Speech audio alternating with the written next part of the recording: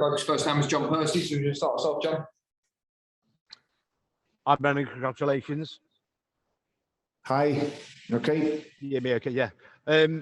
Just wondering what, as a coach, how it feels to see James Maddison back in that sort of form. Yeah, he was obviously outstanding today, but I was more pleased with the collective. John, you think of all the players we have missing and the tough schedule we've had with those players missing and unavailable.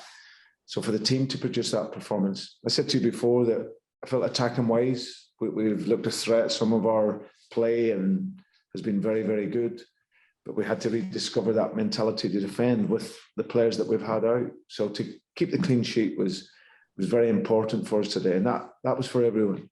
So the attacking play, scored some great goals, good pressure for the penalty to create the penalty. The other 3 goals, defend it forward, lovely combinations, and just showed the unselfish nature of the team. A couple of the balls that were played to create the goals. So for James and all the team, they thoroughly deserved that win. And how much confidence can they take from that clean sheet? Because obviously the first one since the opening day, it's lots been written about it and the issues you have had.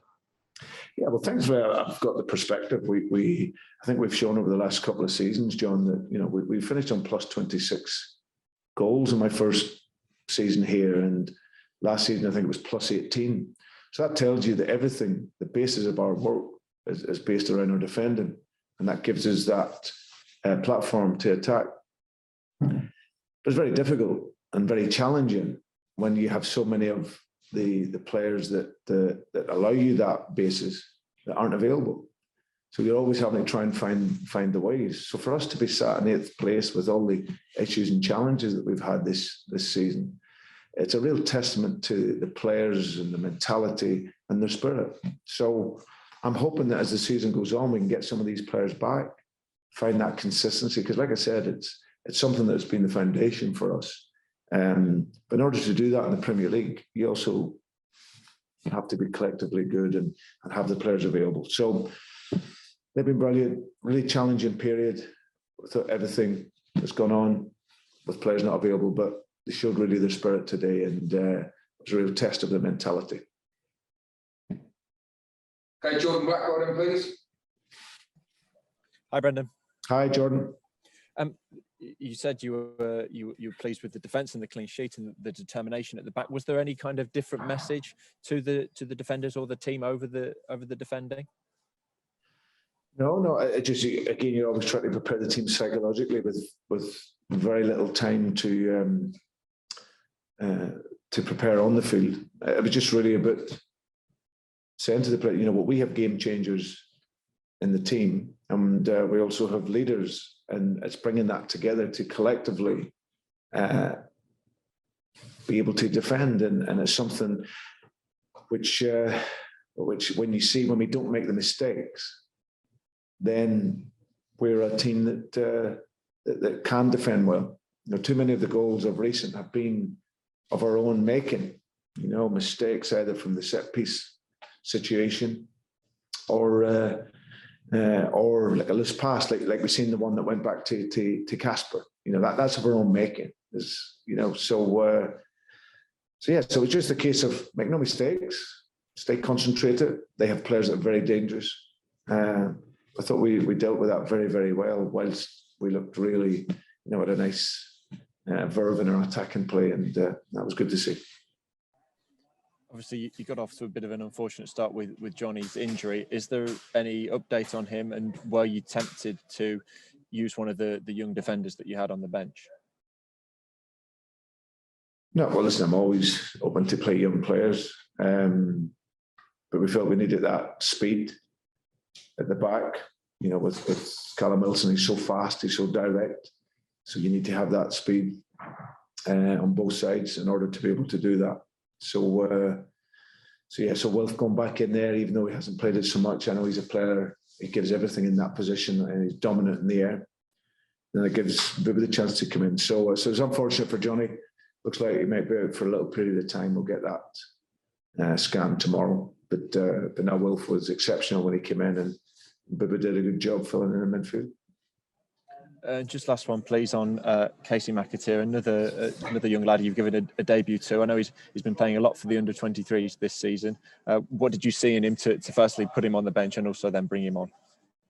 I think firstly, I remember back when I first came in, I watched an under-17 game, and it was actually for all the young players, under-17s, who weren't actually playing in the youth team. And he showed up. He'd been out for a long time with injury, Casey, but in that game, I just liked how he moved around the pitch. He had a football brain. He passed the ball well. And then over these 2.5 years I've been here, I've kept an eye on him. He's grown physically. He's got good legs. He can get around the pitch. And he's a bright footballer who can play in a number of positions. I just think with young players as well, you give them that taste of it and give them that little bit of hope, then hopefully it allows them to push on. So yeah, it was nice for him to come in and add that energy, get a feel for it, and now hopefully that can be a real platform to go on and have a really good career. Thanks very much, Brendan. Well done today. Pleasure. Thanks, Jordan. Okay, let's have David from The Guardian then, please. Hi, Brendan. Can you tell us how many players you're without because of COVID? And do you have an indication about the Thursday night game against Spurs, whether it's going to go ahead, mainly because of their COVID problems? No, I can't give you the number, David. Obviously, it's medical and it's something that I don't need to declare to you, but we have a host of players out, a mixture of COVID and, of course, that aren't well. So yeah, so that's as much as I can say. And the Spurs game? The Spurs game. There's a doubt whether it's going to go ahead. Because of Spurs' COVID problems mainly. I just wondered if you'd had any indication at all. Not as of yet, David. I was like today, obviously with all our issues, but I was keen for us to play the game because, like we see, okay, we've got a raft of players out, but it's always an opportunity for other players and younger players to get a chance. So today we've gained in every way. We'll see how we are. We'll recover over the next few days. I haven't heard anything that it's not on.